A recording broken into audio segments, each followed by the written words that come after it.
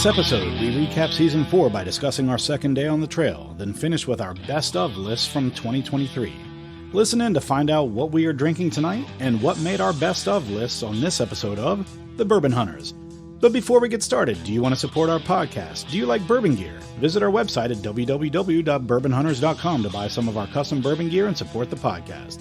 Thank you for taking time out of your day to join us on our hunt for great bourbon. Reward yourself and sit back, grab a pour, kick up your feet, and enjoy.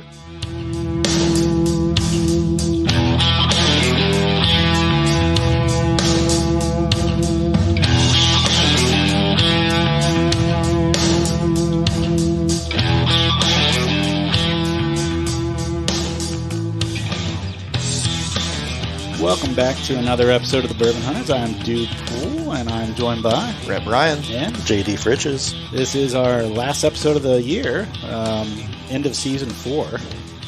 Pretty nice thing. We've got a pretty good lineup coming in 2024. First episode out of the gates is a full Weller lineup, and then I think our second episode coming into the new year is going to be a Hardins Creek episode where we do all three plus a Jacob's Well. I think that's what we're going to do. So look forward to that in 2024. But taking us out at the end of the year, we're going to recap our Bourbon Trail trip. Day 2, we'll review day 1 again. And then we're just going to kind of drink a little bit and talk about our favorite pours that we've had this year. So let's go ahead and get something in our glasses. And while we do, I'll kind of review day 1 from our bourbon trip this year. So JD, you brought some stuff to share, so you decide kind of what's first here. I'm thinking we'll go low proof to high proof. Sounds like a good game plan. Yeah. So we're going to start out with a 13th Colony sour mash whiskey, 105 proof. Can you say this is from 2021? 2021. Okay, 2021. You can do me a small pour. I'm just getting over an illness.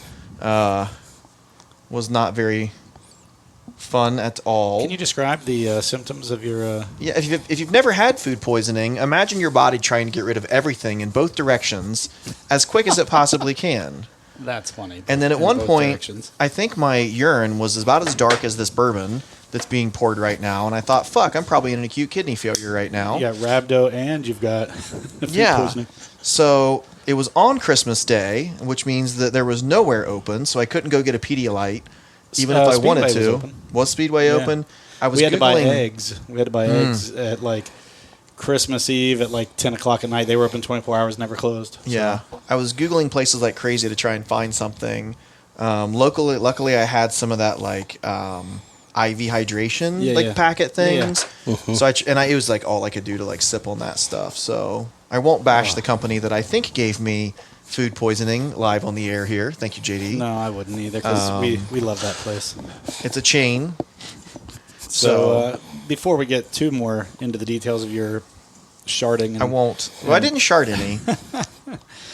So day 1, for those of you who were not able to listen to our bottle kill episode because it was 20 people talking at the same time, we left early in the morning. What time did we actually leave from the Grove City location? Was that like 6:45? I think it was earlier than that. 5:45? Maybe. Probably 5:45 because it's about 3 hours. Yeah. And we got there right before 9.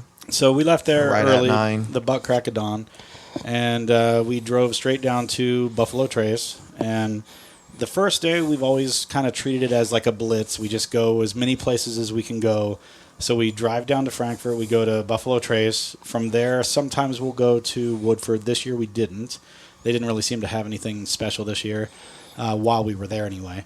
And then so instead we went to Wild Turkey next, and then Four Roses, and then over to Bardstown. Wild Turkey didn't really have anything special either, but Bo Garrett was there. Yeah. We all had a cocktail, and we got the free glass with the cocktail. Glasses with the cocktail, which, I mean, it's pretty much a free cocktail depending on what you buy. Because, I mean, those cocktail glasses are, what did we say, they were $15? I think so. And I think my drink was $12 or something like that. So, like, you know, it's either a free drink or a free glass, whichever way you want to look at it. So we went from there straight over to Four Roses, and they were having all 10 recipes available in their barrel strength. So, which is really cool. You usually don't see that at all. Massive anxiety trying to figure out which one Right, you want. that was everybody. Everybody was like looking at the chart, like, and luckily I had my own chart from when we did our 10 recipe tasting. Nice. So I was looking at that, and it was kind of, I remembered the ones that I really liked. So I got the one I wanted there. Jeff was able to get 2 because his wife was in the car. Yeah. Well, apparently the lady at the desk was just like, I don't care if you buy 2. Your wife's in the car, right? And he's like, no. Yes. Yes, it was. she is. I was right beside him. It was funny because I had my bottle up there as well, and she was like, is it both of these? And he was like, no, this was just mine. He was like, can I get a second one? And she was like, your wife's in the car, right? And like winks at him, and he's like, no. Oh, yes, she is in the car. That's funny. But then after we left Four Roses, we drove to Bardstown, and we were in a little bit of a hurry because we had to get to Jim Beam by, I think, what did we have to get there by 2? Yeah. It was originally going to be 3, but they moved us up, and I'll talk about that here in a minute. Stopped in Lux Row, right? Yeah, so we stopped at Lux Row. Then we stopped at Heaven Hill. Because I was sad. I wanted a Rebel 10 is what I really wanted. Yes. But they did have the double barrel. The 12-year. 12-year. Yeah. So that was nice. I got one of those. We went to Heaven Hill from there. All had a cocktail. I don't think anyone bought any bourbon there, right? No, I did. I bought a toasted barrel. They were giving free tastings. Yes, I bought an Elijah Craig toasted barrel there. That's right. You didn't get that at Evan Williams, right? You actually got one at Heaven Hill. I got it at Heaven Hill. I didn't know if they would have it at Evan Williams. Right. Someone said, well, they probably have it at Evan Williams. And I'm like, yeah, but It's here now. Sitting here now, why would you pass Why up gamble on on it? Yeah. So I bought the toasted barrel there. And then I actually had a s'mores old-fashioned there that they made with toasted barrel as well. And they made it with a marshmallow, right? It was a toasted marshmallow. Yeah, and they even did like garnish. They did like a smoked as well, where they put like a little wood cap on it and they burn it. Yeah. And then it had a rim of like cinnamon sugar that was good because it was the good cinnamon, not the bad cinnamon. To clarify, your taste buds. Yeah, I like cinnamon and like a cinnamon roll cinnamon, not like big red gum. Yes. Cinnamon. So it was the cinnamon roll basically, and they toasted the marshmallow, and it was a very good old fashioned. Yeah, I had a taste of someone's, and it was good. Yeah, I had the Heaven Hill Bottled and Bond whiskey sour. Oh, nice. That was really tasty. Yeah. And I think I just had a regular old fashioned with. I think they used Elijah Craig for that as well. I would hope so. Well, but it might have been something else. It might have been a different product that they have. Their 7-year Bottled and Bond is underrated, though. I think it's really good. Well, bourbon. now it's a shelfer here. Is it? I just took a picture of it yesterday, and I was just like, "This is now on the shelf." People are sleeping on it then. Yeah, it's what, $59, and I think it's great. It is. Yes. I agree. Because of that, I'm like, well, I might start drinking that more often now because it's just sitting there like hell. Shit. What was the free sample they were giving us at Lux Row? Remember we were having like free tasting? Yes. It was their. Was it their new? No, it wasn't the new Davis County. I had the Distillers Collection, Rebel, and Ezra. I tried both of them. I don't know about you guys. But they had something that was a free sample. Yeah. Both of those were. I didn't pay for either of those. Oh, really? Yeah. I mean, they were just giving us free little cups. Yeah. Yeah, they were a little small. You could do a flight, but they were looking to give you like, I want to taste this before I buy the bottle. Yeah. And that's kind of the whole point of the flights. I think it was Lux Row 12 what I tried. Okay. They didn't give you. They gave you a sample of that. I think it was. I think you're right. But I did the same thing. I tested an Ezra Brooks or an Ezra Distillers Collection. I think it was the Distillers Collection, and then I know this smells really good, doesn't it, JD? I get like a root beer like down in there. it's a nice. There's like a little sarsaparilla sarsaparilla in there too. Guess Sarsaparilla is a good note. So let's take a drink of this, and then we'll talk about what we did when we left Bardstown. Well, actually, before we did the Jim Beam stuff. We did. We'll talk about that after this drink. But on our way to Jim Beam, we stopped at the other Four Roses bottling. Yes. Oh yeah, that's right. And got another thing. Why are we going back to Four Roses? Somebody said. Right. I'm like a different location. Jeff didn't know it was a different location. Yeah. I'd never been to that pop-up location. It's not a pop-up. It's just a bottling Okay. plant that has a gift shop in it. That way they have a presence in Bardstown as well. They do tours there and tastings there too. Oh, I've never done those there. It's just not as big of a location as their Four Roses. That's where their barrel picks are taking place, right? It may be. I don't know. I'm not sure about that. I would bet that now that they built their new visitor experience that they probably take place there. That new visitors experience is beautiful. Yeah, it's so much nicer than what they had there before. That's for sure. Let me take a sip of this. What'd you guys? So it's the first drink of the day. I didn't do a primer or anything, so that first drink was a little visceral. But there's like a marshmallow or something that came through. Yeah, I can on get that. I need a second drink to come to tell you more. We'll take it. I will. I'm just letting this kind of like coat my palate Take and it kind all. of like, find its way. Get past the watery puke mouth. Get past the acid from all the vomit. Yeah. I haven't been getting the visceral reaction in the last few days. I think due to all the alcohol consumption. This is the first drink I've had since Christmas Eve. Oh man, I've had. So I was sitting there Christmas Day, kind of recounting what I had to drink while I was cooking, and it's a long day. You start cooking at like 9 in the morning, and I had a bourbon cream in my coffee first thing in the morning, and then I think it was probably about noon I started having some pours as I was cooking, and I smoked a turkey, smoked a ham, I made sweet potato casserole, green bean casserole. What else did I make? Baked beans. We did a mac and cheese. We did. Nice. You smoked that mac and cheese? No.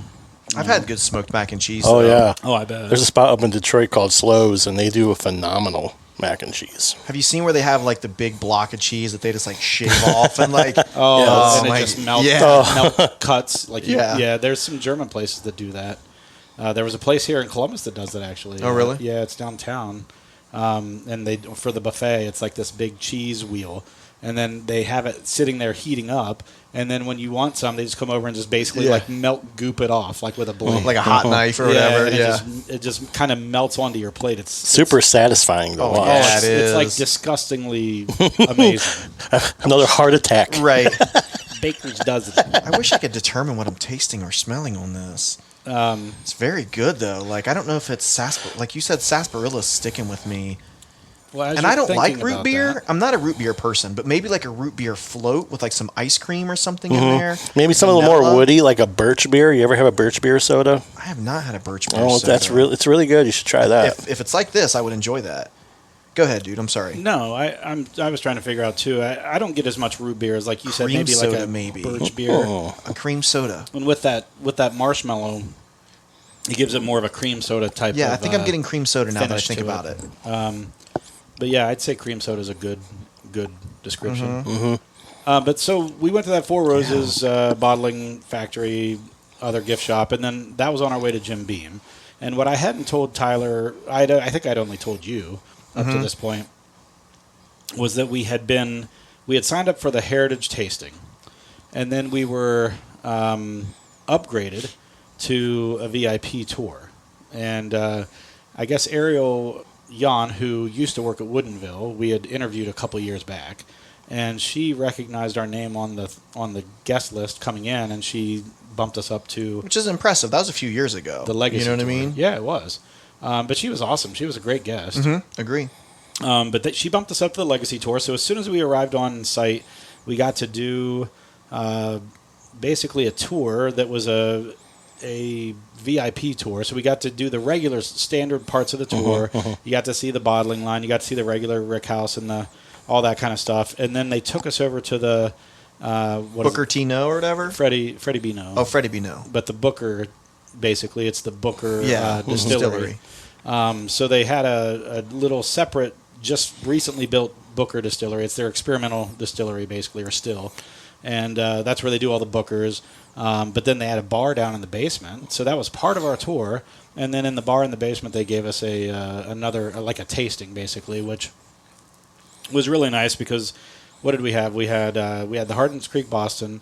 We had the Old Overholt 10-year Overholt rye, 10-year. Yeah. cask strength. We also had a toasted The Basil Hayden Basil toast, Hayden toast. That's right. and then the 7-year Knob Creek rye. 7-year Knob Creek rye. Right. Do you know But what before that, we were able to try the actual distillate Yeah. Yeah. upstairs. Which and That's what where I was- embarrassed myself. Well, that's what I wasn't going to talk about you embarrassing yourself. We can come to that in a second. But what I thought was really interesting, so they talked about the two different white dogs that were coming off the still. Yeah. And Jim Beam, I think, is one of the largest producers of bourbon, spirits, whatever you want to call it there. And they said off that still, it was 30 gallons a minute. And that's kind of hard to fathom. Oh, it's 30 crazy. gallons Yeah. It's a crazy. minute. And then in the Booker No or the Fred B. No, whatever, distillery, it was 3 gallons a minute. It was trickling. It was just trickling. It was neat to see, and that's what they talk about. We slow it down, What I thought was more interesting quality, too right? Quality control. was that they do different entry proofs. Mm-hmm. Whereas, like, you know, for example, Buffalo Trace, like everything goes in at the same entry proof, except for the weeded. But I mean, everything in that mash Yes. bill. Like they had different mash bills, but they also had similar mash bills going in at different entry proofs, which I thought was crazy. I was like, oh, that's kind of neat. Jim Beam, Knob Creek, and Basil Hayden are all different entry proofs into the barrel. Yeah, which I thought was just kind of cool. And, you know, I think that it makes sense that they could. I always wonder how you can have the same mash bill and you come out with all these different products. Right. You know, and I know that partially, like, where it is in the rick house makes a difference. Like, I get it at Buffalo Trace. Their rick houses are so big. And, like, at the top of the rick houses, you've got your benchmarks and different things like that. And then in the middle, you've got your Buffalo Traces and Eagle Rare and things. You know, down at the bottom, you've got your OFC and a lot of the older age things that they do. Old Charter Oak stuff. You know what else you forgot to talk about there? Was they let us fill our own Knob Creek 9 year. Yeah, I was. yeah. So that I haven't opened mine yet. Have you guys? No, my thumbprint's on the top of it. I've I want to opened. open it. I've got 3 of them, so I didn't I buy can't one. even tell it's my thumbprint if you look at it. Really? I tried to just do looks like like a a really glob, good job to you have know? mine like very impressioned. Like Yeah, I like Knob Creek single barrels. I've got like 5 of them back there, and I like them all. I always forget about them because I just don't go to them very often. Yeah. And you know what I really, really have not seen anytime recently, and I want is a Knob Creek 12. same. I've been looking for them. I've got multiples. I just don't understand. Like, Do you? It's I think they're crazy. delicious. And Are I'm they becoming like a non-Ohio available? Like, or are they just? They're getting more scarce. Yeah. Yeah. If you happen to stumble across one, let me know and I will pick it up for sure. Yeah. No, absolutely. Same. That's one I don't have, and I've never. I had in run my into them collection. all the time in Indiana. But Okay. like when I drive with take my boys, I'll stop in there for you guys. Yeah, appreciate that. Let me know. I just recently did a comparison with my wife, Weller 12 year to the Knob Creek 12 year. That's a good comparison. And Knob Creek blows out the water. Oh, Not for sure. surprising. I mean, they're two different. I mean, one's weeded, one's not. But One's 90 still- proof, one's 100 proof. Right. So it's. I mean, it's not exactly apples to apples, Right. but just The age. Yeah. the age is the same, and I think that that's a cool. Well, the price, right? And like, Right. you know what I Yes. mean? Like But how much they're both sought technically after. cheap. Right. I mean, the Weller If you 12's get what, retail, $40? yes, $42.99, something like that. Yeah. Yeah. And then the Knob Creek's what, 50 or something for a 12? 70 for a 12 is it year and 70 up. now? Mhm. Is that the normal price or just the Indiana price? No, that's I think the going rate. Is it? Yeah. Yeah, which The still 15 not bad. years, $120. Yeah. Which the 15 years, You're still getting under $10 per year. That's what I was getting ready Right. to say. You're still getting. When you said 70, I'm like, that's not bad when it's 12 years old. right, it's not. You know. And that's just a generic, benchmark, $10 a year. But it's still a good. But it's a good benchmark. Yeah. I think it's pretty reasonable. It gives you an excuse to pay $150 for 50, yeah. So we talk about those prices, though. Guess how much this bottle is? How old is it? Not stated, but it's older than 4. Yeah. I don't know, probably $80. $39.99. Nice. That's a good deal for this. This is good. So it's 4 years old, $40. Yeah.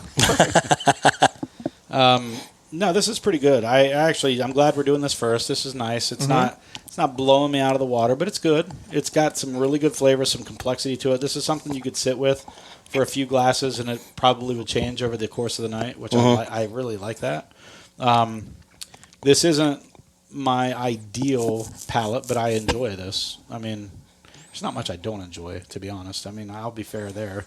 But yeah, this is good. I like the creaminess. There's a, like you mentioned, that cream soda type Yeah. of feel. That's what it It's reminds me of. creamy for sure. Yeah. Yeah, which I always like that.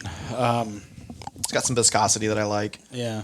And after we did the Jim Beam tour and all that, we had a quick dinner at the Jim Beam table place, and we all got that spicy pepperoni, like the hot honey pizza. And Yeah. how many people had heartburn after that? I got didn't the have sausage. heartburn, but I think it destroyed us for our palate for the rest of the night. Yeah, I had the Probably. sausage, and it killed me too. And I think that Yeah, we were eating Tums and I honestly think Yeah. that the stuff that we had later that night, we were not getting the right tasting notes just because of that hot honey pepperoni. Yeah.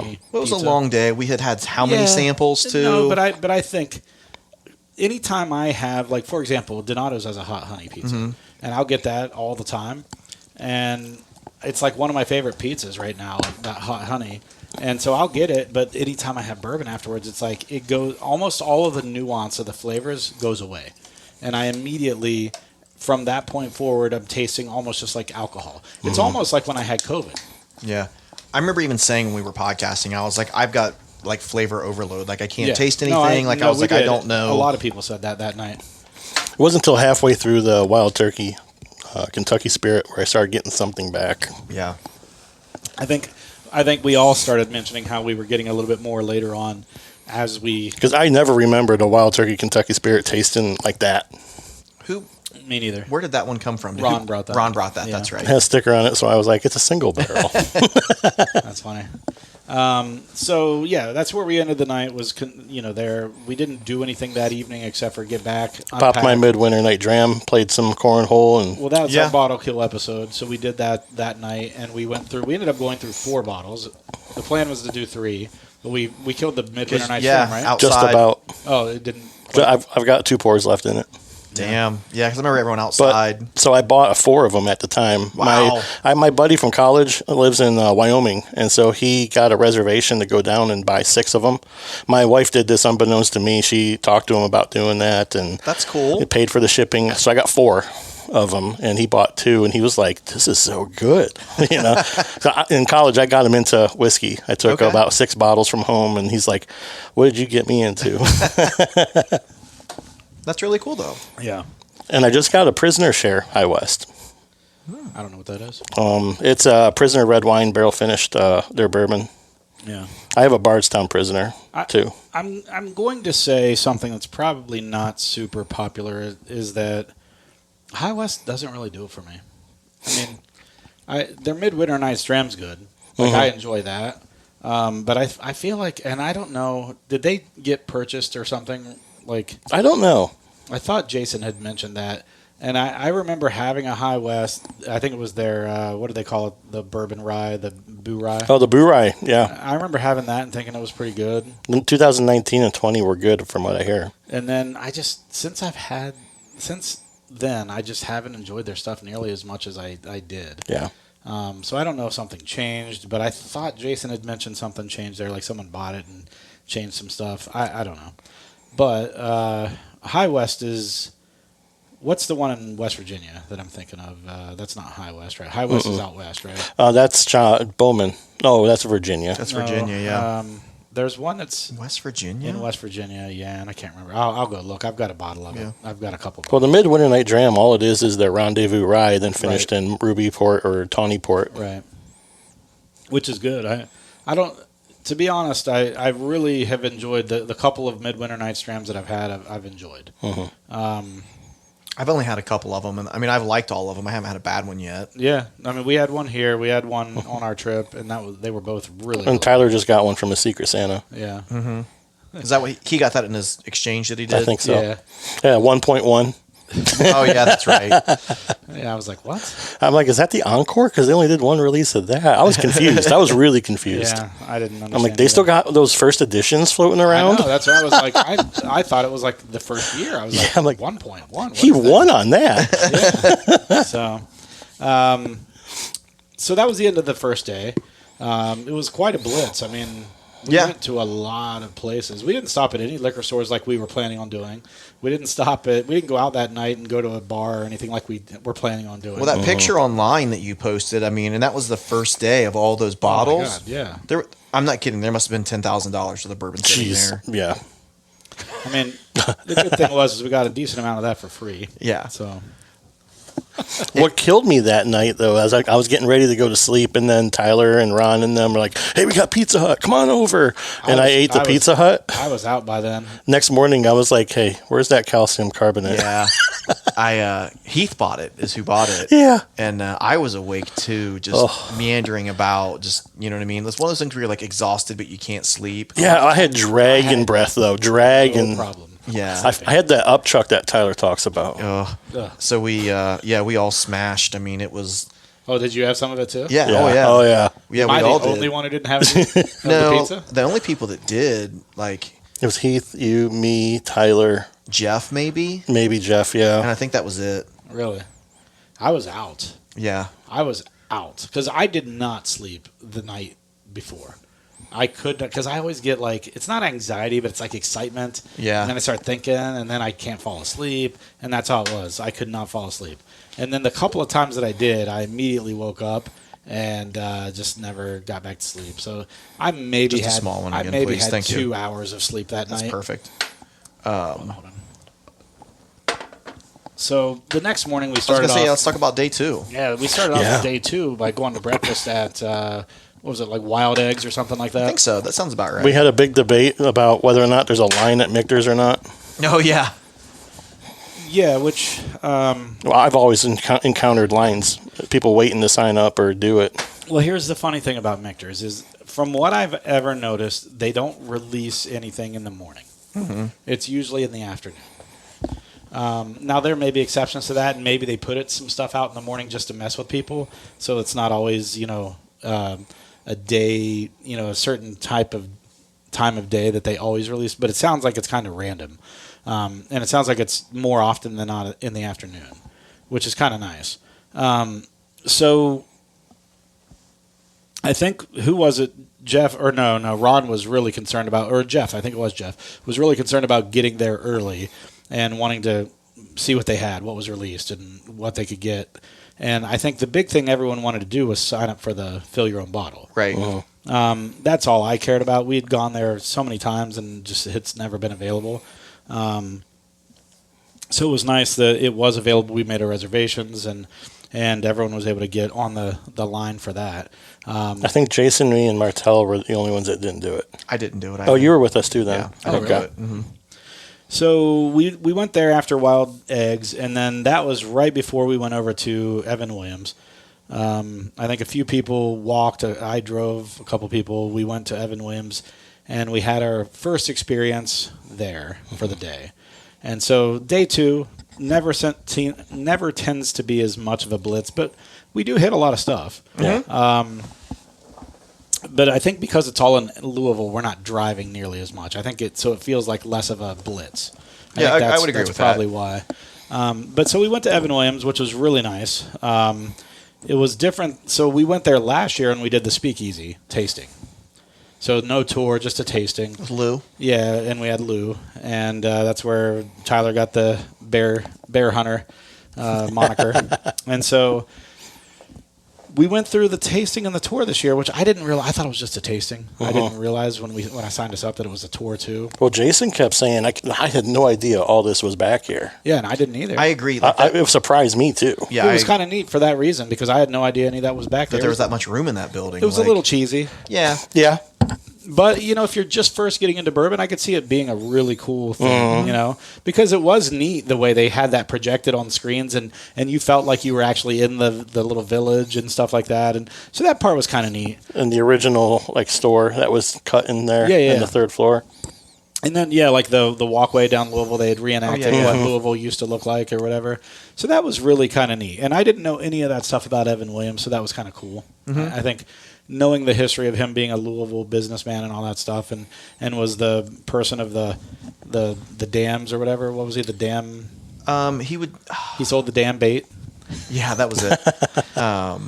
To dock your boats and stuff. Yeah, and then they would carry them to the other side of the dam, and then they would push them over the edge though for you. I thought too. I thought they carried them over and then set them back on the water. Oh, maybe on that the was other side of the dam. I'm pretty I thought sure. some of it they just pushed them over a waterfall or something. She said. But it was just a neat history of which I didn't like Jason said, I didn't know any of that stuff was back there. They do have a distillery there, which is kind of cool, but they only make what was the only thing they said they made there? I forget, but it was one particular product. Shoot, yeah. The Foursquare or it was. Yes. It was Yeah, Foursquare. that's it. You're right. That's what it was. So they make the Foursquare. Because I hadn't had it until we were there. Yeah. Yeah, and it was Didn't care for it. It was okay. Yeah, I agree. But I was glad we got to sample it, so I didn't buy it. Right. What was good was that Masters. That 90 proof. It felt like 105, 110 proof. But I picked up a bottle of that because that was really good. It was really good. And then while we were there, we noticed that they did have the Elijah Craig C923, but we couldn't get it because it was only available for the people that were taking the Speakeasy tour. Heath got one. Now Heath, because they had accidentally put one in with the toasted barrels up on the shelf, there was one just sitting there. And hey, this is different. Well, so I was with Heath. I feel like I need to tell part of this story. So Heath also bought a toasted barrel at Elijah Craig where I did, okay? Because he said the same thing as me. I said, well, they usually have it at Evan Williams, so you never know. And he's like, I'm just going to get one. and I think he actually bought 2 because there wasn't a limit. Because he was going to have Tyler be like, if they gave him grief, Tyler was going to grab it for him. Yeah. Well, anyway, so we're there, and I was like, oh, they do have him here, Heath, and he's looking through them, and he picks it off the shelf, and he goes, well, is this a different toasted barrel? And we looked at it, and we were like, son of a bitch, that's a barrel proof. That's not a toasted barrel. And I was so upset. I love Elijah Craig barrel proofs. Yeah. And I had not gotten the C923 this year. And there were talks of it being people's whiskey of the year. I think Fred Minnick has it in its top 10. I think Jason. I haven't listened to his top picks of the year if he's even released it yet. I don't think he has. But he's been talking about it being in his top 10. Fred Minnick, though, surprisingly put the Larceny. He did. He put ahead iron. He than put the 2 saw that. larcenies ahead of it. Yeah. Did he? It was like I know one of them. B523 and A523 or A123, I think. Yeah, A123 and C923. I saw were the two. C923. Okay, It was like Those number two. 2 or 3. Yeah, I I'm agree. like, It was like what? They top were 3. back to back. He had 2 back to back larcenies. And then, well, you know what I found really interesting, and I've mentioned this to a few people. Old Forester Signature 100 was in his top like 60. Yeah, I And saw that. It was ahead of Maker's Mark Cellar Aged, Oh, I didn't see that. That's funny. I think I like scrolled kind of towards the bottom which to is look at his funny like because top 20. he had been asking for Maker's Mark Cellar Aged for years. and his video on it when he sampled it, he just made it seem like the greatest thing ever. Well, but here's the thing: he does a blind, and a guy that the Bourbon Sherpa, the guy that I go down to do a lot of picks with, down for Bourbon Enthusiasts. He's always with us when we go on those picks. So Eric's his real name, but he started working with Fred on his podcast, and so he was there feeding him his blinds. So for all 100, he did all 100 in 5 hours. And that's how, and he just rated them, and then that's how it came to be the 100. There's no way I could do. Not a chance. He doesn't. Supposedly he gets them in his mouth, Kentucky that's how chews them wine- and then spits them out. That's how wine is. But and I'm sure that you still get some of the finish, that way, because you can't just spit it all out. It's not going to all leave your mouth. But I would think even if you did 100 that way, you've got to be tipsy. Well, Because you're absorbing some through your tongue, for one. Oh yeah, sublingual and all that. You're going to absorb it. Right. Like that's how a lot of medications work. Right. But I just think you would have like flavor overload. If I gave you 100 different slices of pizza and was like, "What was your best slice of pizza?" You'd be like, "Fuck, I don't know." That would be the way to go out, wouldn't it? That's how I almost went out on Right. Christmas morning. Ohio, Chicago, Pennsylvania, Detroit pizza. Yeah. I give you 2 slices from every state. You Your tell opinion me. of pizza doesn't count, though. Oh. You're a Detroit guy. I like Detroit style pizza. I don't dislike it, but it's not my favorite. It's not even top 5 of my favorite. Oh, I types think of it's pretty high. Like Jet's Pizza is pretty high on my list. Jets is good. Jets is all right. Best wish chain. Jet- It's the best chain. Yeah, I wish Jet's was open. The best on chain of Christmas all Eve. chains, or the best Detroit style chain? I think it's the best chain pizza Oh, out God, there. Not even close. It's not even top 5. God, Jesus. There's a spot called Freddy's, and do you follow Portnoy and his pizza yes, stuff? I do. He but gave it He an- is obnoxious as shit. He gave it an sometimes. 8.7. Yeah, Jets. Freddy's Oh, up in Freddy's, I'm Detroit. sorry. Freddy's, yeah. he's kind of a douche though. Like when someone. Here's the thing about Portnoy, in my opinion. I agree with most of his reviews, most of them, but you can tell that he's kind of a prima donna. If someone treats him wrong, he basically burns their shit to the ground. And it's bullshit. Like that's not unbiased. Like when I want a reviewer, I want an unbiased reviewer. Like when he gave a 0 to that one guy, like come on, don't be a dick. Yeah. Like okay, they asked you to leave. They didn't know who you were. So first off, he was holding that against him. Yep. And then secondly, they asked him to leave the patio because he wasn't supposed to be recording there. He didn't ask them to record there, which is understandable. 2 strikes against him right there, and then you could just tell. So then it just went downhill from there. Well, there's people getting fed up with him too. Yeah, he's like just that's not the weird. only spot that's done that. There was a big slice one. Did you see that one recently? No. Yeah, he was out there. He's like ice cold. They gave him an ice cold slice. That was Like, the place. Oh, okay, so but That was the before 0. that He there gave was them the 0. okay. Before that there was another altercation where the guy came out. He goes, "Dave, I appreciate everything you do, but you're bad for business, and I want you to leave." That's fair. And yeah. And Well, a lot he of stood there, places- fuck you, fuck you, fuck you, going back and forth. Oh, damn, this is good. Have you had this yet? Yeah, I've been sipping on it. Yes. Holy shit. I'm glad. So we this is started with bottle the other- number 2. Yeah, this is Peerless Bourbon. This is bourbon whiskey finished in rum barrel. What's the proof on this? And this is a sweet mash. 112.6. Now, all of Peerless is sweet mash. Yes. Right? Okay. So that's a very, very, generally speaking, when people run a column still, it's almost always a sour mash. There are exceptions to that. I assume that they run a pot still, but I have no idea. I don't know. I don't know the intricacies of that. I mean, because like the whole, I don't want to say the whole reason you run a column still, but one of the big reasons of running a column still is that you can just continuously run it. You don't have to do batch after batch after batch. To do a sweet mash, you have to kind of Clean everything out and start from scratch every time. Whereas a sour mash, which is what I'm making this number up, but it's probably what 90% of distillers, especially the big ones, do, and that's because they're running a column still and they're just running through it constantly. Yep. And they use backset, which is leftover basically of the previous batch, to help keep the pH and to help kickstart the fermentation process. And so, you know, for a company to do a sweet mash, I feel like that's not very efficient, for one.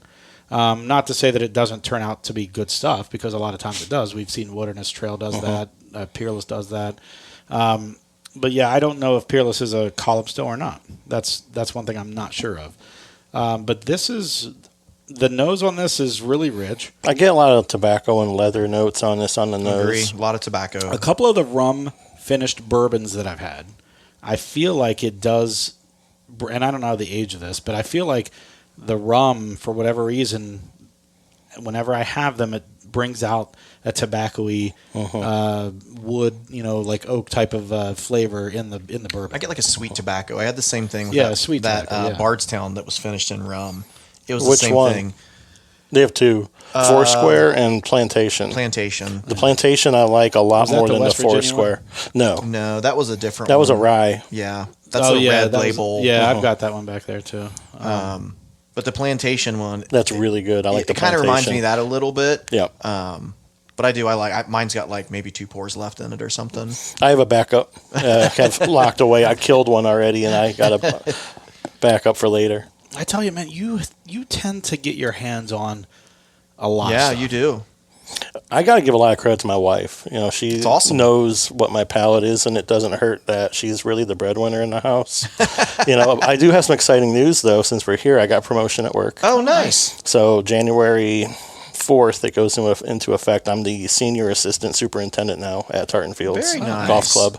And so Does that mean we get to golf more? Yeah, absolutely. I don't golf, but I would drive the golf cart all day long. No, I'd love to have you out. Even Jason said he wants to come golfing. Heck yeah. So we can all get out we should there. do a Bourbon Hunters, not necessarily an episode, but just like an outing. Yeah. That would be fun. I would That would do be a like lot a of fun. scramble. You know what I That'd mean? be a lot of fun, too. early Just scramble. spring. Yeah. Yeah. That would be the that thing would be for even me. more fun. Yep. Scramble, yeah. And then he Do could some actually, teams. Yeah. I could like putt.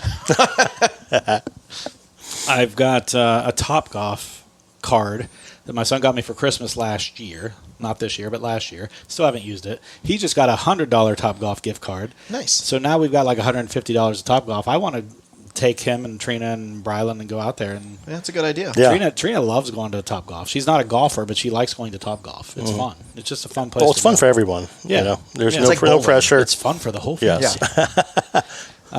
No, but it was definitely a good time when we went out to Tartan Fields. Me, you, and Tyler, and then who was the other guy that was with us? Oh, Marcus, our assistant yeah. general manager. Yeah. Yeah.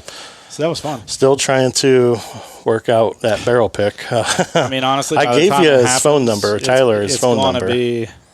It's going to probably be 2025 by the time It's bottled. By the time we actually get the opportunity to do it, and then it'll be another 3 or 4 months after that before we get it. So it just he had it set up when we originally asked you, the guy from Old Forester had it set up for us to be one of the first groups to go in 2024. But that's been 6 months now, I feel like. So we're probably stretching into 2025 now if I ever get back to him. I mean, he's probably like, what the hell happened to these guys? Yeah. So, oh well. If it happens, it happens. If So not, this rum I've finished. Never seen one in the wild, and I was down there for Bourbon and Beyond concert tour thing, and right by our hotel where we were staying, we stopped in to just get some beverages for the hotel room. And I walk in, and I came back. I just spent $800 on stuff because that was our Blitz before the concert. And I said, I wish I didn't go in there. Where did you go? What hotel were you in first off? We were staying just outside of near Elizabethtown. Oh, so you went south. We okay. had dinner set up at the kitchen table. That's why I was there. I told you we had dinner there once before. Right. And it was a good experience. I didn't mean to throw any clout on it or whatever, but just the beverages are really expensive. Just expensive beverages, which to be honest, at that point, I don't care. Mm-hmm. Like, I just want to get some food in me. And then when we get back to the room, like, we generally start popping open bottles at that point. Yeah. So I don't really care if I have beverages at the dinner. But their food's good. Beverages are how the restaurants make their money. I mean, to be honest, that's how they make their money. I mean, not that they don't make it on food, but they really make it on alcohol. Right. And a distillery restaurant is probably really going to try to make their money on the alcohol there, if they can. Because they want to offer some of their high-end, hard-to-get stuff there. But if they make it too cheap, it's not going to be there very long. Right. So they want to make sure it's there and it's on the menu and someone wants it, they can order it, but it's going to cost them, a little bit of extra cash. Mm-hmm. But So that was $135. That's, I think, what hurts Peerless, really, and why people don't really buy it a lot. They're high, in my opinion, but it's good stuff generally. And it's very batch variant, too. Like, once you get, like, one of their batched double oaks from the distillery, you're not going to find that again. Yeah, right. And they were talking about when we did our tasting there last year, they talked about that, actually. There's a lot of things they do, and they just never do them again, and you're just like, what? And we had something on the tasting last year that was awesome, but they didn't even have it to buy. And I'm like, why would you put it in the tasting then? Exactly. Remember that guy? He looked like Kenny Rogers or something. Yeah, but he was great, really man. he The was baseball really good pitcher there. or the country singer? The country singer. But he was really good. He was good. Yeah. But we were all done by that point, I Yeah. felt like. We were it was the end of the second day. We were just like, oh my God. Yeah, we were But tired. he made it okay. I heard Caleb left. I don't know. Their distiller. I have no idea. Jason would know. So Evan Williams, we back finished to at Evan back Williams. to day 2. While we were there, Jason happened to see the brand manager, and the brand manager offered to take us down into the speakeasy to have some drinks, and we didn't know Lou was there. We had no idea. So we go into the speakeasy, and Lou's there, and he recognizes Tyler as the bear hunter. Which was amazing. That was just so funny because how many people do they see a year? Oh, absolutely. And it's been a year and a week since the last time Yeah. we had seen him, and he recognizes Tyler and calls him the bear hunter, and I mean that was just awesome. I was sitting next to Tyler, and when he turned around, he was like, "It is him." So that was just great. Like, that was awesome. Now, the thing that really disappointed me there was Lou saying that they were thinking about taking that speakeasy experience away and turning that just into a regular bar. Yeah, I agree. Which, honest to God, take away the regular tasting. Like, there's bars upstairs that could have turned into bars. Yeah. Like that bar where That we we did did our our tasting. tasting. That could Yeah, have been absolutely. a bar. And then across the hall was another bar or another place where they could was like do a tasting. private I think it'd tasting. be a big mistake if they took that experience away. It was such a fun experience because And Lou does that job so well. right, That he's an that actor. Like he stayed in role of a prohibition bartender or whatever you want to call it so well. It was really, really cool. Well, answer me this: where else can you do a speakeasy experience or like an actual prohibition type of Las Vegas. experience? Yeah, I mean, there's nothing else around that area that I'm aware There's of. a 1923 bar, I think, in Las Vegas that does something kind of like that, but it's a little more show style as opposed to, intimate like we had when we were there. He So- tells history and tells the Yeah. story. Weaves it in with it as part, and he didn't even tell it like it was history. Right. He told it like it was just him talking about his day that day. And it So was really cool. It's a scarce asset, right? Yeah. Why would you get rid of a scarce asset? To be honest, it was decently cheap. I would have paid probably a little bit more for it. Wow. And you Than get a what we sticker paid. to get the C923 with it too. Well, for this year, last year, I It don't was the remember. Evan Williams 12 year last year. Was it the 12-year last year? Yeah. Because So, that was. but that was the thing that I liked about that. And Heaven Hill used to do that too. If you got their connoisseur tasting, you would get a sticker and you would get a higher level. Like the William Heaven Hill was one of Yep. the ones you could get one year. And so like when you do that experience, it unlocks the ability to buy something.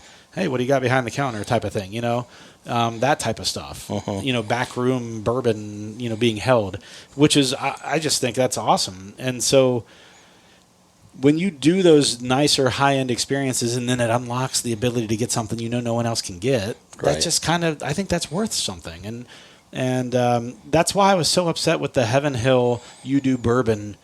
The first time I went, it was an amazing experience. They had 4 things you could choose from. They had the Bernheim, they had the Larceny, they had the Elijah Craig barrel, all barrel proof, and then they had a 4th one, which was the Heaven Hill Select, basically. And I've still got my bottle back there from the first time I went. Second time I went, it was gone. So they only had 3 bourbons available to choose from and taste, and the price was still the same. That was my experience too. 3. And I'm like, what the? Well, you're not reducing the cost with less being available, right? Like that's BS. And so I did it 2 more times after that. Both times were below average experiences. And the third time I did it was when we had COVID Karen coughing all over the place. She was giving this is the day you call off COVID Karen. Yeah. I mean, honestly. And I think, what's his name, had COVID the week after we got back. Josh, Marks. Yeah. And I would not be surprised if she didn't give it to him. Because it was, and I even sent in a negative review and was just like, this is, it was almost disgusting. It's unacceptable. It was almost disgusting, the amount she was coughing, and she wasn't even covering her mouth every time. And I'm just like, it was bad. And we were so close still to COVID that, I didn't care about COVID. I wasn't that worried. I knew that, if you had a healthy healthy immune system, and you were active and all that stuff, you just had a better chance of, not having too bad of an effect of it. But still, you still have to be responsible. Yeah. If you're that sick, you just don't go to work. And be respectful of people. I really thought COVID would have at least made it so that people aren't trying to be martyrs and go to work super sick like they used to. Yeah. I thought COVID would at least change that. Which, again, that's just being responsible. You don't want to spread stuff for no reason. Take the day off. Back to day 2. Day 2, sorry. Segue and a little soapbox. So we're sitting there. We go down into the speakeasy. Lou recognizes Bear Hunter. After we're sitting there, Jason's on the phone again. He was on the phone the entire first day at Jim Beam. Didn't get to enjoy that experience because he'd done a release the same day. Yeah, and people were asking him, the link's not working, or how do I do shipping, or whatever. And so he didn't get to enjoy that nearly as much as I think he would have liked because he had never been there either. And then second day, we're at Evan Williams, and he's on the phone again. I'm like, what the fuck are you doing, man? And he's like, hey, just hold on. And so I'm like, what is going on? Just be in the moment. And so what I come to find out later is he pulls me aside and he's like, hey, I think we're going to be able to go hang out with Mark Carter at old Carter's place. I was like, are you kidding me? He's like, yeah. He's like, that's who I've been texting all morning. I was like, okay, I'll allow that. I'll allow that.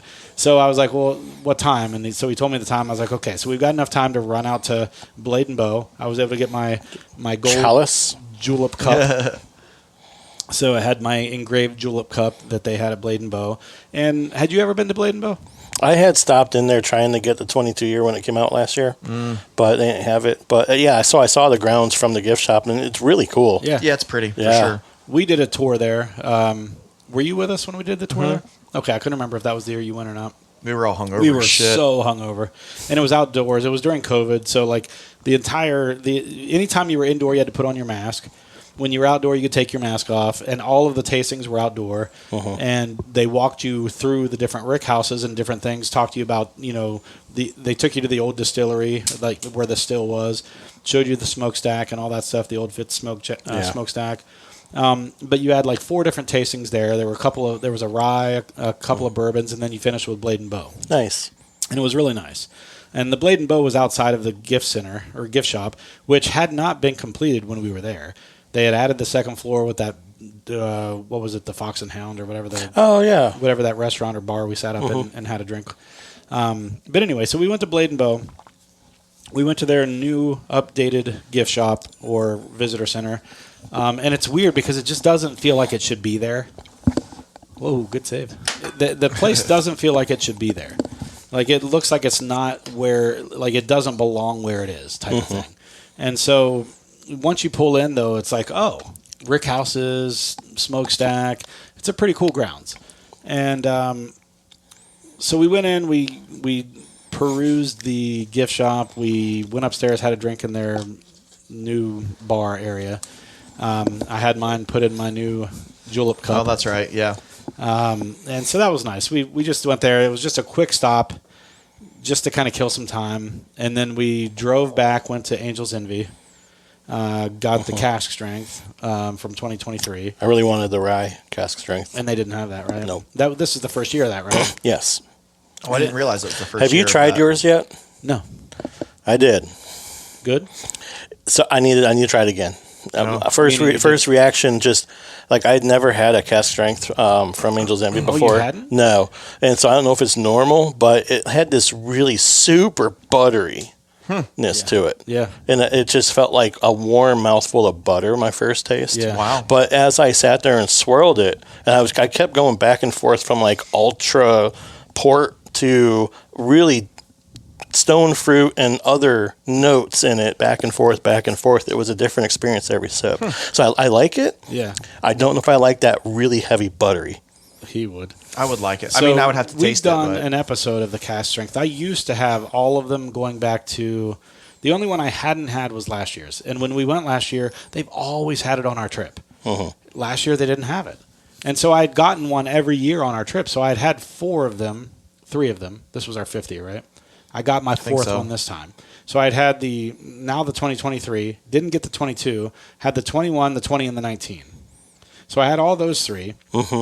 Last year went to get it thinking, oh, they'll have it because it releases like a week before or 2 weeks before or whatever.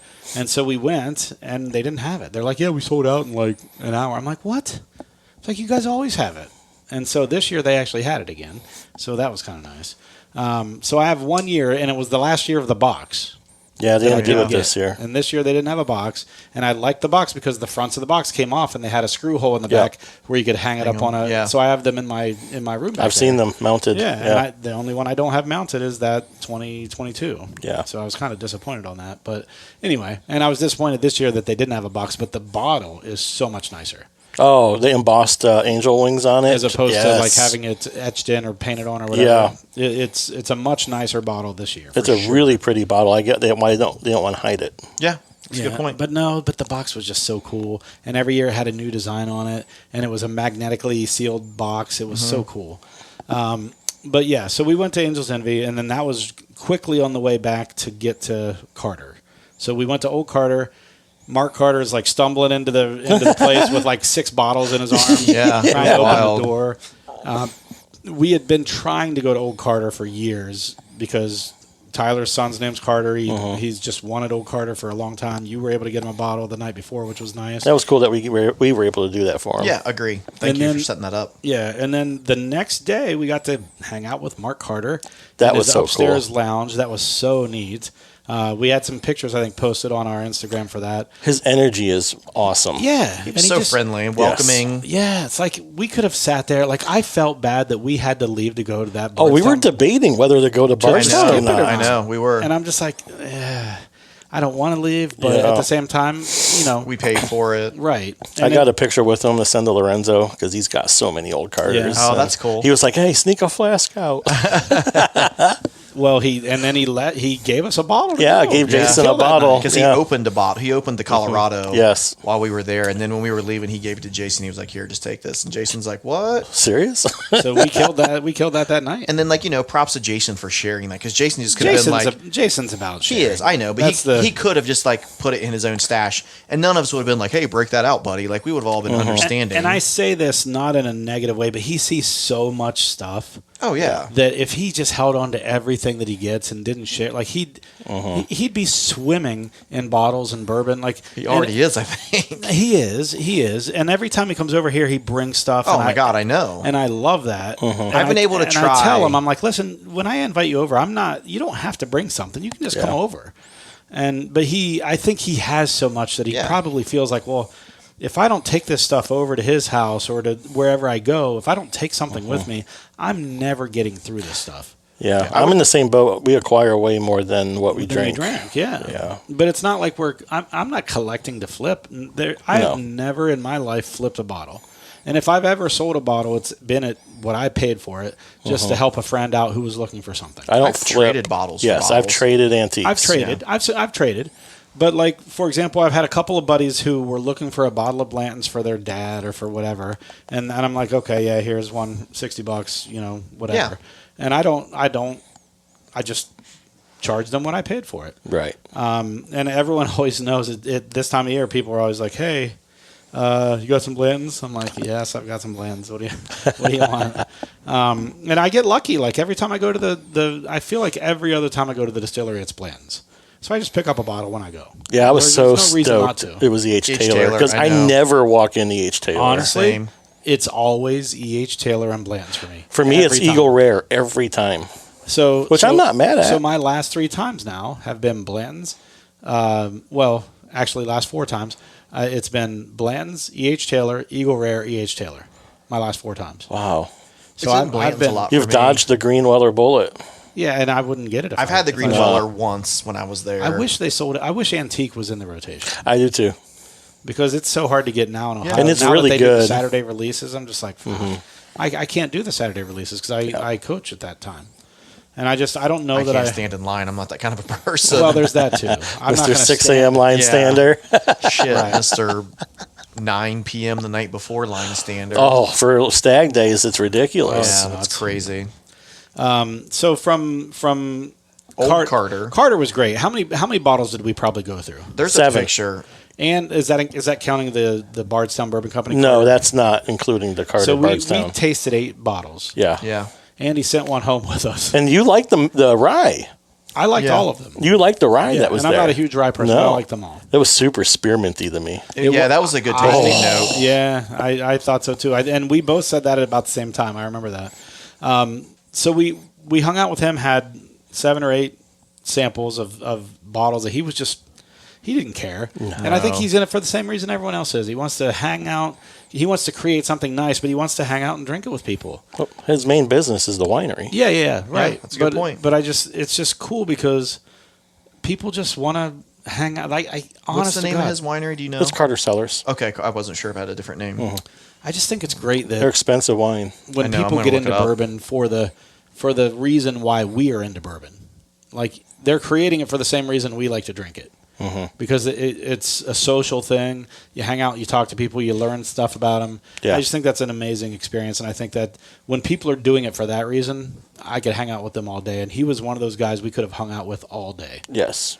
So from there, we had to abruptly leave, and we told him ahead of time. We had an experience that we had to get to. So it wasn't like we were just like, okay, thanks for the stuff, we got to go. He knew we were on a clock. And we actually ended up going, we were probably 5 to 10 minutes late showing up. We walked in like fools, though. Oh, man. Oh, we were. everyone was that would toasted. put us over the Mark top. fucked us up. I remember, he dude, did. you and I, you were like, I think Mark fucked us up. I'm like, yeah, for sure. So we drove to Bardstown Bourbon Company. It was like a mile away, maybe a half mile away. And I drop everyone off, and I see right up in front of the Bardstown Bourbon Company, there is a parking spot right there, and it's small. So I drop you guys off. I pull up to the parking spot, put on my blinker, put on my reverse lights, and a car pulls up behind me after I've done all that. I put on my blinker, and I put on my reverse lights, and he pulls up to my bumper. So I just start backing up. Yeah. And he honks at me, and I roll down my window, and I hold like a out my Seinfeld finger, episode. and I just started backing up again. I'm parking there. And I Yeah. started backing up again. And so he just immediately backs up, pulls up beside me, stops and says, "You're never going to fit in that fucking spot." And I said, watch me. I got in on the first try. And there was maybe a foot on either side of the bumper. It's phenomenal. I grew up driving a 78 Buick LeSabre 4-door. Oh, nice. The thing was as long as this fucking house. And now there might have been some bumper tagging going on when I was doing it, but I had to park on campus. Yep. Yeah. Like on 11th and Chittenden and all those places in South Campus. So I was always bump parking my big, huge Buick to get into spots. Yeah. And you just had to. So I can get anything into anything. I'll That's pull what up she next said. to I was thinking that too. I'll pull up next to a spot, and Trina's like, "You're not fitting in there." I'm like, "Challenge accepted." I was like, "I am fitting in there." I drove a 91 Grand Marquis. Yeah, Oh, nice. Yeah. Same type of thing. But anyway, so we go into this blending experience. So Bardstown Bourbon Company, obviously they're based in Bardstown, but they opened up a Whiskey Row location in Louisville, and they've It's got a very pretty facility. It's really like an Apple cool store, man. Yeah, Yeah. it It was kinda like all- yeah. But that's how Bardstown Bourbon Company. If I had to compare them to all the other distillery experiences. When you're in Bardstown, it's more like the Apple. It looked like an bourbon. Apple store, 100%. Yeah, but the Bardstown Bourbon Company in Bardstown also has that kind of feel to it. It's like new age, a little more more modern. They're not afraid to welcome in technology and embrace technology. That's the thing that I loved about the tour we had with them. You didn't get to do that tour because that was the year you didn't get to go. Yeah, I call them the hipsters of bourbon. Yeah, but you know what? I don't hate it. Their technology, they embrace technology, and when we did the VIP tour with them, the year that we did the library thing, the history of whiskey in the library was amazing. But that tour he gave was really cool. Yeah, and the place was it was almost like a sterile lab environment all the way through. Which, when you walk through these other places, it's just like dusty, rickety, exactly, and like people just sticking their fingers in the mash, as it's fermenting. Which at the end of the day, it's getting distilled. How many times it's so pure, sterilized, it's going to be sterilized. Like who? But you think about all these people dipping their fingers like at Maker's Mark and all these places just into the mash, right? Yeah, but it sounds gross, but then you're like, well, I mean, at the end of the day, it's going to be sterile, so who cares? Yeah. So, we went to that Bardstown Bourbon Company. We did the blending experience, so that was kind of neat. God bless our host, Lily. Yeah, she did a great job. She handled us great. Very well, yep. I think she actually enjoyed that we weren't just fuddy-duddies. We were a little wound up at that point. Did you see her reaction when she was talking about how they don't name where the blends are from? And I took a sip and I said, it kind of tastes like turkey, doesn't it? I was like... Yeah. Well, and she gave these little, smiles yeah. You might be right. Well, for the second one, let's just say it rhymes with Slim Jeans. Yeah. That was funny. I like to, so I don't know if you caught this, but the guy that was sitting behind Jeff and myself, he was actually an executive for Brown-Forman. No. Yeah. Which is hilarious. He was, and he was talking to us when me and Jason turned around and we're like, oh, and I think one of them recognized Jason, and then we were talking to them, and he's like, "Oh, this is," he's like, "This guy over here is an executive for Brown-Forman." We're like, "Oh, really?" It was like his brother-in-law or something like that, and he had set that up for all of them to do. But do we have another to go through? Yeah, but I figured we were going to talk about something else here at the end too. Yeah. I don't want to run through them all. No, that's fine. Do you want it now? I can't stay a ton lot. Right. No, that's what I was. So the last thing we did that day was we went to Michter's, did our fill your own bottle after we left from what do you call it, Bardstown Bourbon Company. So that was the last thing we did that day, and then we went back home and actually popped some more bottles, and we finished off at Old Carter. And we played some more cornhole. The place we played with or stayed was outstanding, I thought. Yeah. I had one small complaint about the place that we stayed. And so does...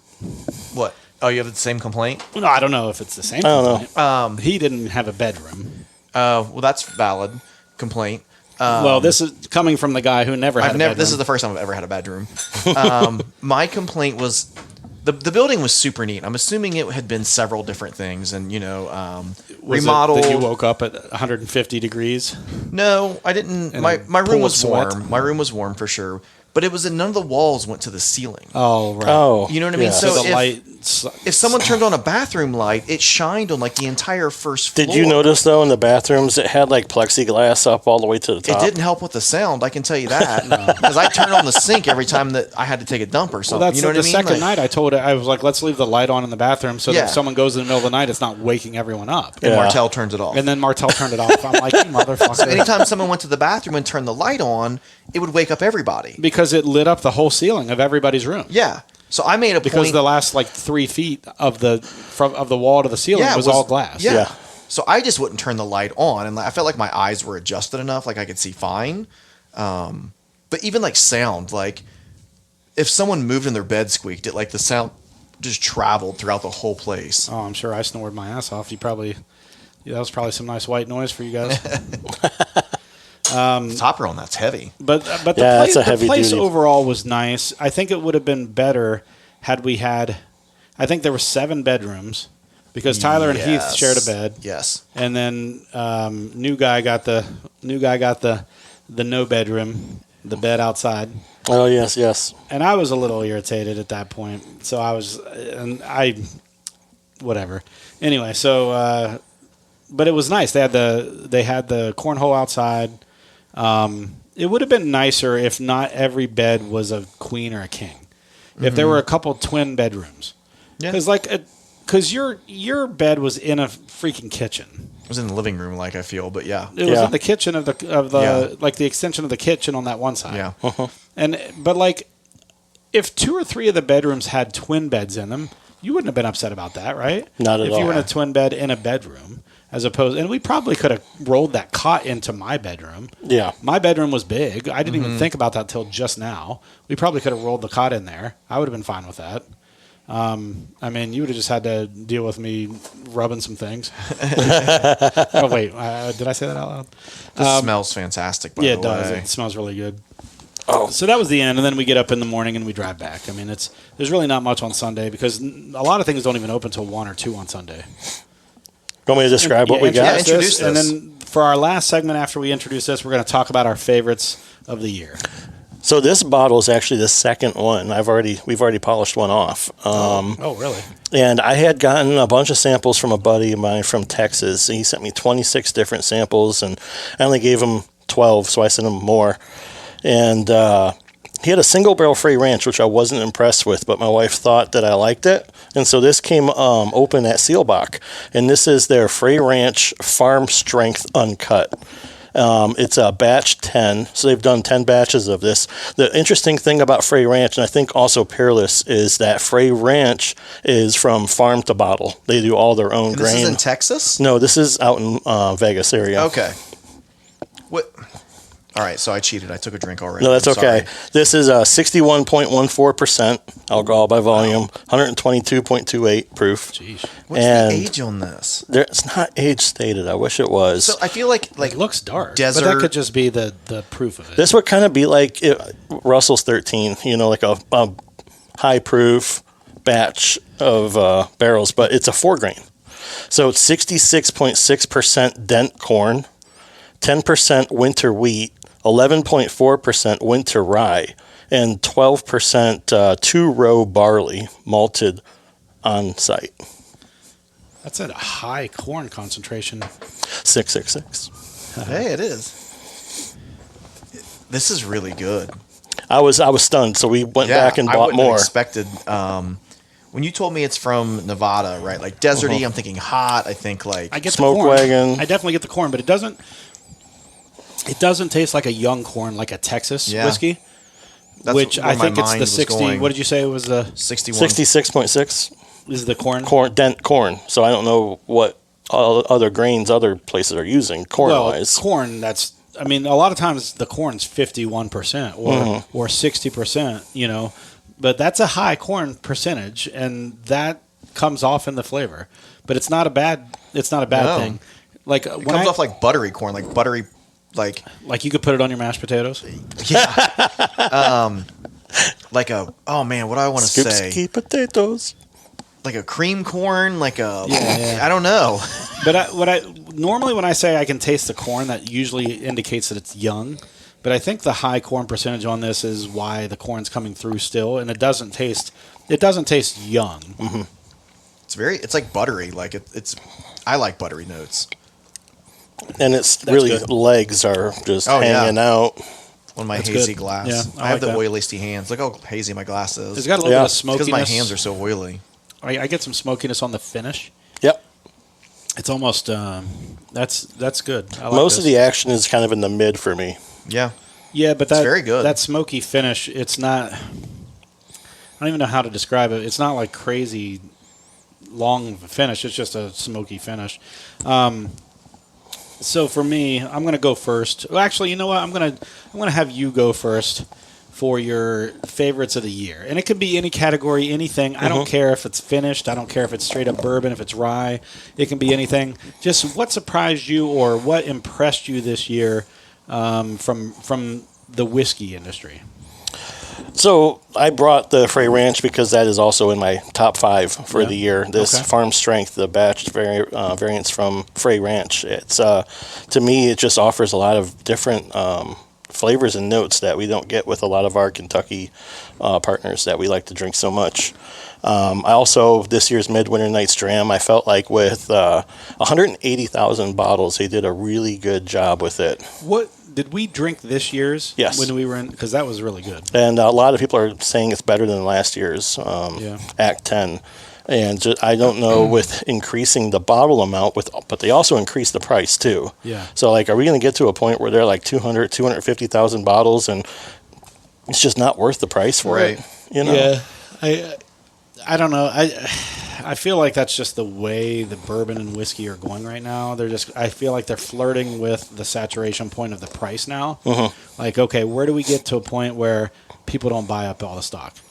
Yeah, And they're then killing let's the just take it secondary back with it too. So yeah, which is a good thing. That's I'm a fine good with thing. that. Mm-hmm. But it sucks that they have to do that to kill the secondary. And if secondary wasn't there, then they would probably not be thinking they could sell it for this much. Right. Yeah. But you know what? That's the other problem right now with these dumbass secondary people who are buying and flipping nonstop are showing these distilleries how much people are willing to pay for stuff.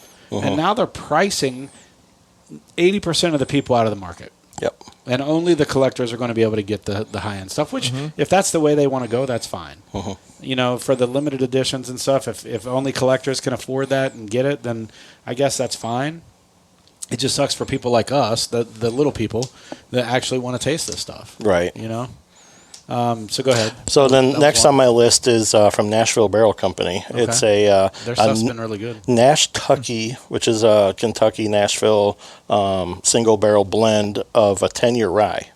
And I would love to put that up against the Parker's 10-year rye just to kind of see the difference there because it's major price differentials. And then also I got two from Bardstown, which I think Bardstown, look out for them in the future. Their Origin series are just outstanding. They are. If you don't have Bardstown on your watch list, then you're not paying attention. That Carter blend is really good That's too. on my list as well as number 5. So I have the Origin series, all 3 of them, and then Carter Just as the a 5th collection. Yes. That's honorable cool. mention.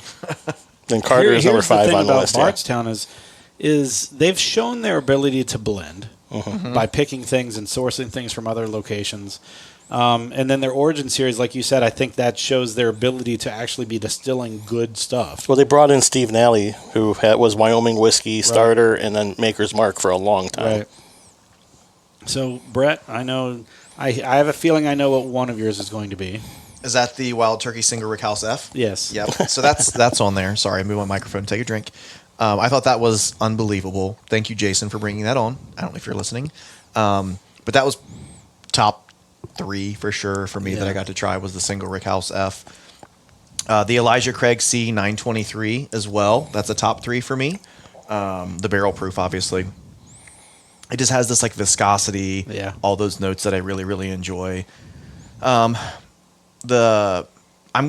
have the same like honorable mention for the Carter blend of the Bardstown Bourbon Company.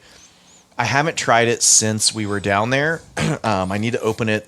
I don't want to open it because I'm afraid if I open it, I'll drink the shit out of it. So I'm trying to like save it for a special occasion or something stupid like that. But it's like I said, it's like number 4 honorable mention.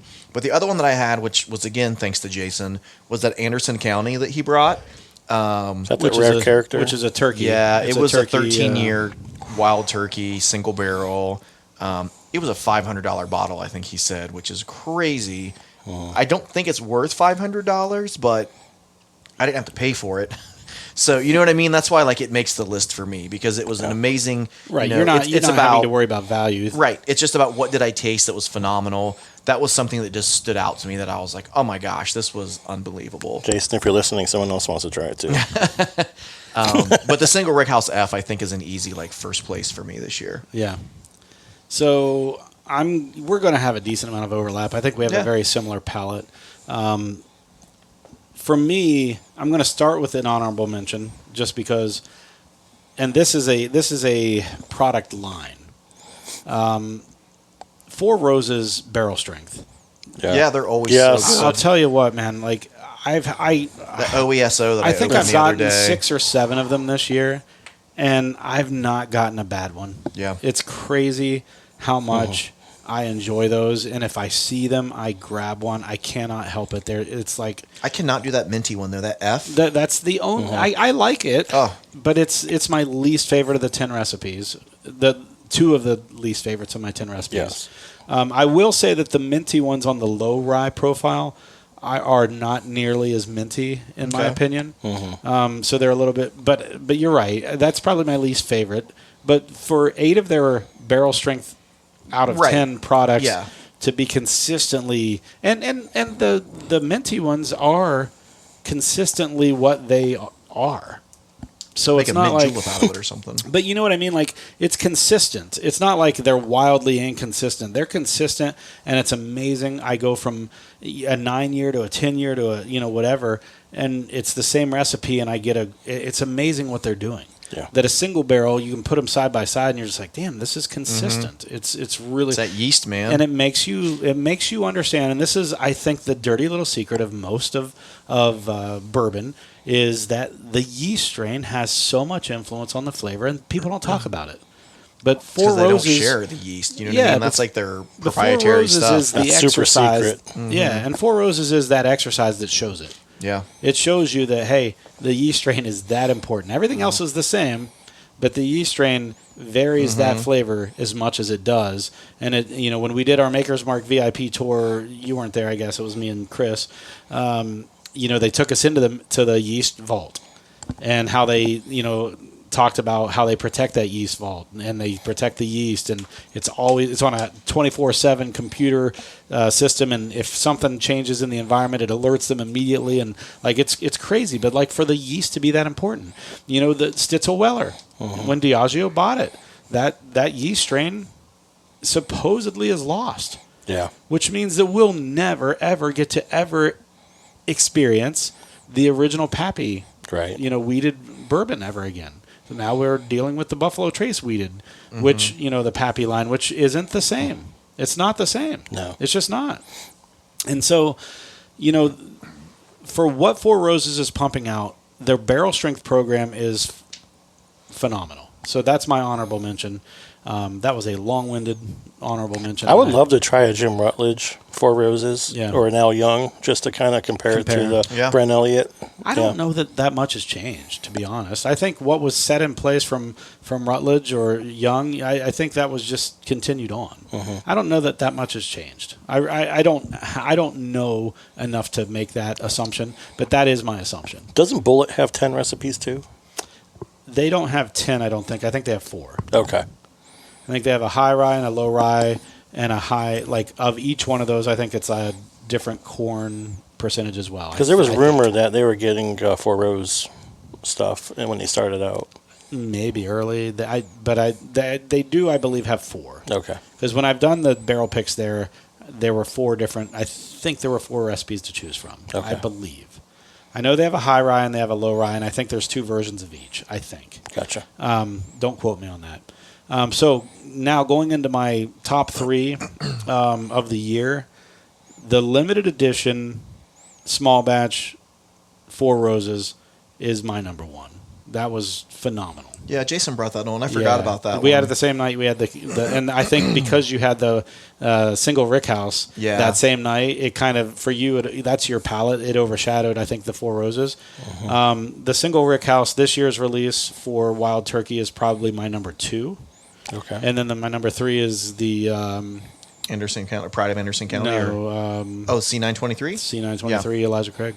Yeah, it was very good. I tried that. I got to throw that up there too. I didn't think about really it. Good. It is it's very, a very, very year. good. Yeah. That's why when we were it's at almost Evan 14. Williams and I couldn't get a bottle of it, I was so upset. You ended up with one, right? I did. Yeah, that's what I took. As someone was walking down the stairs, I took their sticker from their, and then I gave it, because I had been making such a big deal trying to get it from the people.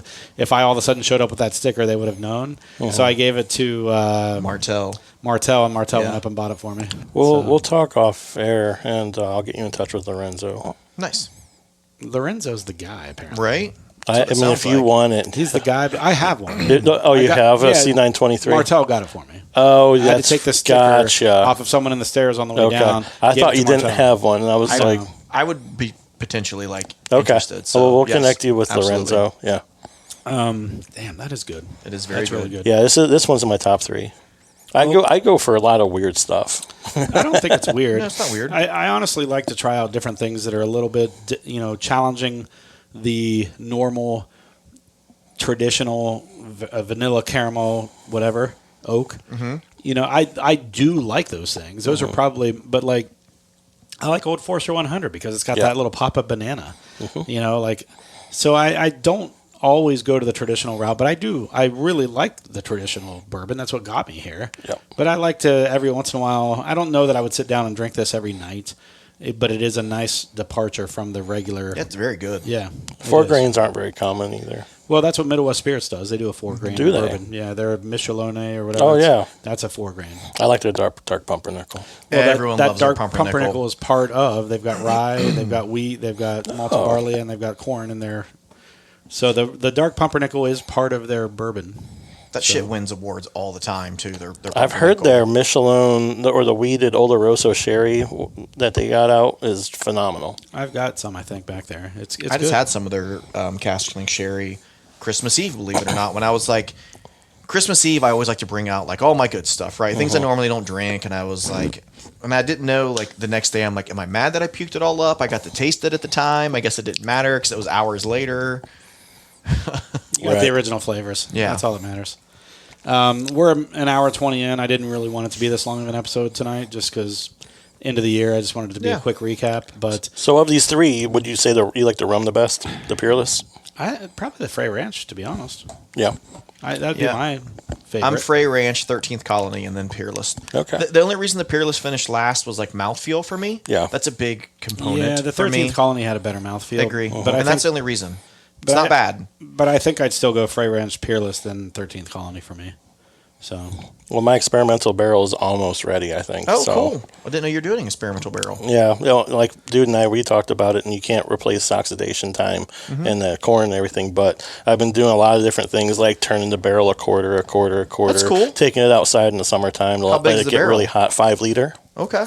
And I Liters? pre-soaked it with Captain Morgan spiced rum before I put the White Dog in. Can you say who's White Dog? Yeah, it's Buffalo Trace. It's a Okay. blend of their 75% Mash Bill 1 E.H. Taylor, 25% high rye Blanton's. Oh, I'm intrigued. I want to do something very different. How old is it right now? So I put it in January 2nd of last year. Okay. Are you sampling it all yes. to see January how it 2nd is? of 2023? Yes. So And this year. I'm planning, but if it finishes earlier than that, I'll pull it out. But I'm going for like 423 days, which would be the equivalency of 4 years Okay. Is that the equivalent for a 5 liter barrel. for a 5 liter? Cool. That's really cool. Interesting. I like that you put it outside in the sun and like you do all Yeah, those things. I mean, I've been trying to imitate a lot of the in and out of the wood. I got a hairdryer you can put up against it. Yeah, or heat lamps. Yeah, for like heat cycle it. Yeah, I got a heat gun that I use on my but car. I'm and all excited kinds to of bring stuff. that for you guys to try. No, it. that'd No, be awesome. absolutely. That's awesome. Great year this year, I think. I mean, minus personally, not so great for me, but bourbon-wise, it's been a great year. It's been a lot of really tasty stuff. I think Jason's been a big part of the reason why I've been able to taste some amazing things. You brought 100% for me. some really great things over. Our trip this year was just phenomenal. Again, thank you for allowing me to come. Yeah, of course. Thank you for joining. Honestly, it was probably the best trip we've done so far. Agree. From an overall experiences standpoint, the fact that we got to sit down with Mark Carter, the fact that we got that Jim Beam VIP tour. I feel like the size of it was just right. Yeah, I think 10 would be the most we could probably handle. Agreed. And we were at 9 this year, so I honestly think 10 would be the most we could handle unless we had actual drivers and 2 buses, or a bus and a driver. It would be tough. And we'd have to rent out all 3 floors of the place we stayed in. Yeah. But it was good. It was a really good experience. And a couple of the places I called this year, we couldn't do because we had too big of a group. So as you get bigger groups, it's harder to get. It is, and some of them were limited to no more than 6. So you couldn't. It wasn't that they weren't available; they just didn't accommodate that size. Let's just rent out the Sappho Mansion. Do they rent that out? I don't know. I feel like that's more of a museum now. All right, so thanks for joining in this year, guys. Thanks for supporting us this year. Our listenership has really taken off this year. I don't know what did it, but if you're one of those new listeners this year and you enjoy the show, send us some feedback. Let us know why, so we can continue doing that. But also, don't forget to give us a rating on Apple or wherever you listen. It does help us actually get listed in things, show up in searches and stuff like that. So please give us only high ratings, none of the low stuff. But give us some feedback. Let us know what it is that you like, what you don't like, and we'll try to do it more. If you like us getting drunk on the air, that's fine. We'll do it more. If not, if you like the historical stuff, if you like just the tasting notes, or you just like hearing about our lives, if that's what it is you're listening for. I mean, I can't imagine how boring your life is if you're enjoying listening about our lives. But if that's what it is, let us know. But thanks for joining in, JD. Thanks for you've been on. Thanks, JD. What, 6 or 7 episodes this year? 6, 7. Brett, you were on 4. A couple, yeah. Tyler was on like 4, but he had a busy year. He had a new kid, right? All the pops. So thanks for joining in, guys. We really appreciate the support, and we'll bring it in hot next year. So thanks.